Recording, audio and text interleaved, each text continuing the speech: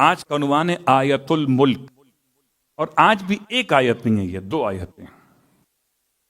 یہ دو آیتیں کون سے سورے سے ہیں؟ سورہ آل عمران. سورہ آل عمران کی آیت نمبر 26 اور 27، آیت نمبر 26 اور آیت نمبر 27. ان دونوں آیتوں کو ملا کر آیت الملک کہا جاتا ہے. قل اللہم مالک الملک، حبیب کہیے اللہم، اے اللہ، مالک الملک، اے ملک کے مالک، تؤتی الملک من تشاء، تو جسے چاہے ملک عطا کرتا ہے، وتنزع الملک، اور جس سے چاہتا ہے من تشاء، اپنے ملک کو واپس لے لیتا ہے. بیدک الخیر، تیرے ہی ہاتھ میں خیر ہے. انک علی کل شیء قدیر، تولج اللیل فی النہار وتولج النہار فی اللیل وتخرج الحی من المیت وتخرج المیت من الحی وترزق من تشاء بغیر حساب. آخری جملہ اگر ذہن میں محفوظ ہو گیا تو اس آیت ملک کا استعمال سمجھ میں آ جائے. آئیے استعمال سے پہلے کچھ اشارے مکمل کروں. بہت سارے اس کے وظیفے لکھے ہیں علماء نے آیت ملک. اس سے پہلے جملہ یاد رکھیں کہ آیت ملک اسے کیوں کہتے ہیں، کہ اس میں سب سے زیادہ لفظ ملک استعمال ہوا ہے. قل اللہم مالک الملک، ایک ملک، توتی الملک، پھر ایک ملک، تنزع الملک، پھر ایک ملک. 3 دفعہ لفظ ملک کو استعمال کیا. علماء تفاسیر کہتے ہیں کہ 3 دفعہ استعمال کرنے کا پیغام ہے کہ پیغمبر کے انقلاب سے پہلے، اسلام کے اعلان سے پہلے 3 بڑی حکومتیں تھیں. ایک فارس کی حکومت، ایک روم کی حکومت، ایک یمن کی حکومت. اور پیغمبر کے اس انقلاب کے بعد تینوں حکومتیں آہستہ آہستہ زوال پذیر ہوتی چلی گئیں. عروج خدا نے محمد کو دیا. اس لیے شاید اشارہ اس طرف ہے کہ خدا جسے چاہے ملک عطا کرتا ہے اور جس سے چاہتا ہے ملک واپس لے لیتا ہے. وہ اقتدار بڑا پرانا تھا فارس والوں کا، وہ اقتدار بڑا مضبوط تھا روم والوں کا. کیا مضبوط تھا اقتدار یمن والوں، مگر سب ختم ہو گئے پیغمبر کی ذات مقدس. پھر اس کے بعد پروردگار عالم نے اسی آیت ملک میں اس کی علامتیں بیان کی. کیسی علامتیں بیان کی؟ کہ پہچانو خدا کون ہے. خدا وہ ہے جو رات کو دن میں کھینچ کے لاتا ہے اور دن کو رات میں کھینچ کے لاتا ہے. میں سوچتا ہوں پہلے کبھی شاید یہ بات سمجھ میں نہ آتی ہو، اب سمجھ میں آتی ہے جب اردو کا محاورہ پڑھتے ہیں. کہیں کے دن بڑے، کہیں کی رات بڑی. وہ 3 حکومتوں کی رات دن کتنے بڑے تھے اور ان کی رات کتنی چھوٹی تھی. اب ان کی رات بڑی ہو گئی، ان کے دن چھوٹے ہو گئے. ایک محاورہ سمجھ میں آ رہا ہے. پھر ایک سمجھانے کا انداز یہ بھی کہ خدا رات کو دن میں کیسے لے کر آتا ہے اور دن کو رات میں کیسے لے کے جاتا ہے.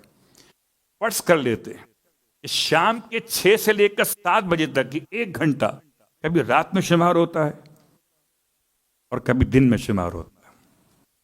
یا صبح کے ٹائم میں 6 سے 7 بجے تک یا 6:30 سے 7:30 تک کبھی یہ شمار دن میں ہوتا ہے، کبھی رات میں ہوتا ہے.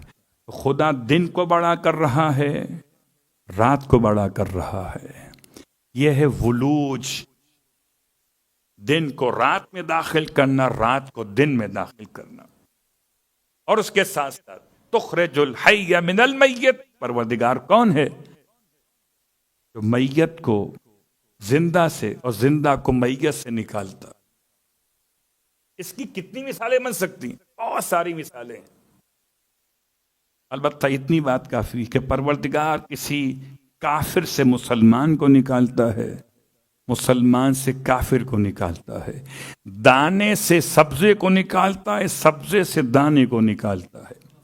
خدا نطفے سے انسان کو، انسان سے نطفے کو، پروردگار عالم نے ساری اپنی نشانیاں ان 2 آیتوں میں سمیٹ دی ہیں، اس لیے اس کو آیت ملک کہتے ہیں۔ اب اس کے پڑھنے کا فائدہ کیا؟ ترزق من تشاء بغیر حساب۔ تو اس کے پڑھنے کا طریقہ سرکار ختم یہ مرتبہ صلی اللہ علیہ وسلم نے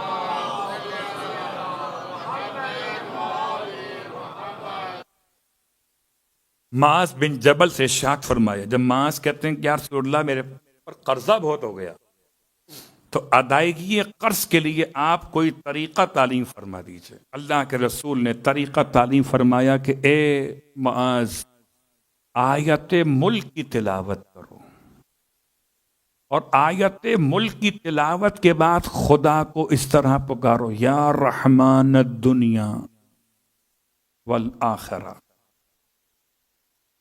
والرحیمہما، اے دنیا اور آخرت کے رحمان اور اے دنیا اور آخرت کے رحیم،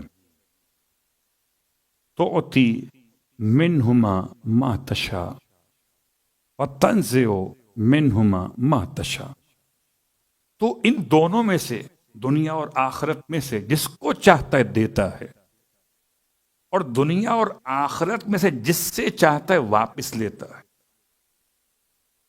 پروردگار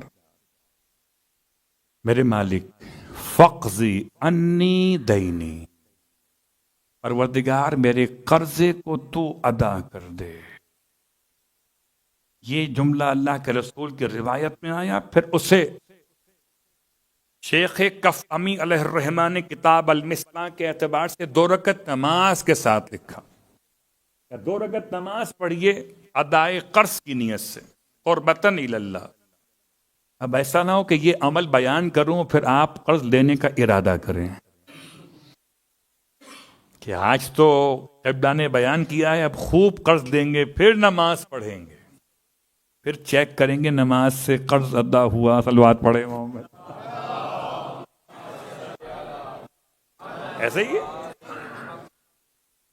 بھائی۔ اپنے اپنے مزاج کے لحاظ سے بات پہچانیے، یہ ان کے لیے مسئلہ ہے کہ جنہوں نے حالت مجبوری میں قرض دیا اور اب حالت مجبوری کے لیے گئے قرض کو ادا کرنے سے قاصر ہیں اور چاہتے ہیں کہ خدا ان کی مدد کرے، تو خدا ان کی مدد کرتا ہے جو اپنی مدد آپ کرنے پہ تیار ہوں۔